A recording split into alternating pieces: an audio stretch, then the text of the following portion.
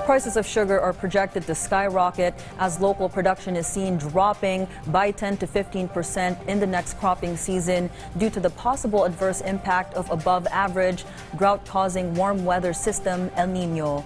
Clazel Pardilia has the full report.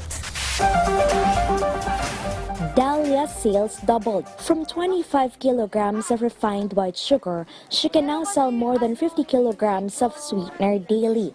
This after a kilo of white sugar dropped to 90 pesos from the previous retail price of more than 100 pesos. Siguro sa mga tao na nakita nilang bumababa, dumadami rin ang kinukuha. Minsan 1 kilo, kalahati. Kasi dati 1/4 lang binibili ng mga namimili. She hoped the price will continue to decline.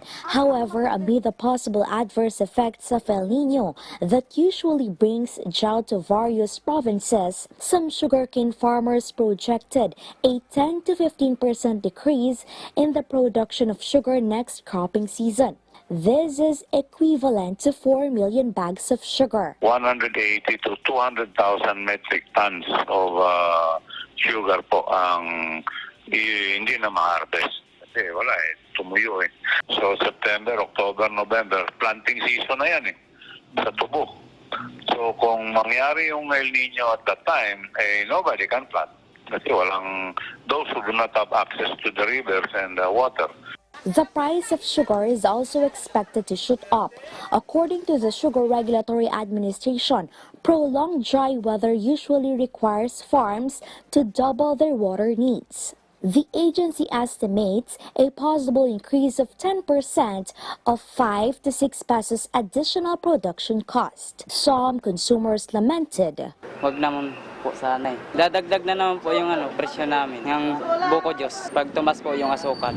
As early as now, the Sugar Regulatory Administration is gearing up to cushion the possible effects of El Nino to thousands of hectares of sugarcane farm. SRA is focused on providing irrigation services and alternative source of water. The most impact will be felt next season because at this moment it is the growing season or the vegetative stage of most of the sugarcane in Negros and other parts of the Philippines.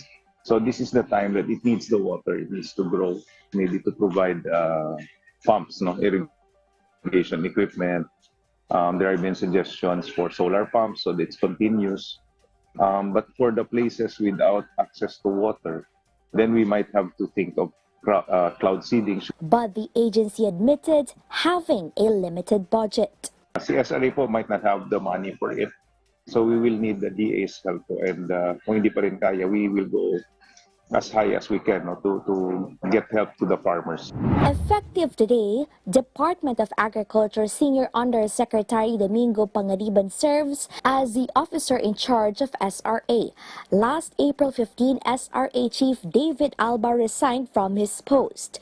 SRA board member Pablo Ascona pointed out the urgency to appoint an OIC to act on the applications and clearances of imported white sugar. As of the press time, there are 130,000 metric tons of imported sugar that have arrived in the country, 86,000 metric tons of which were given the go signal to be released and sold in the market. Since the imported sugar penetrated the market, prices of white sugar fell by 4 pesos a kilo, comparing data from January and April. SRA is looking into imposing 85 pesos suggested retail price on white sugar. They also aim to sell smuggled confiscated sugar at Kadiwa stores anytime this month. Clazel Pardilia for The Nation.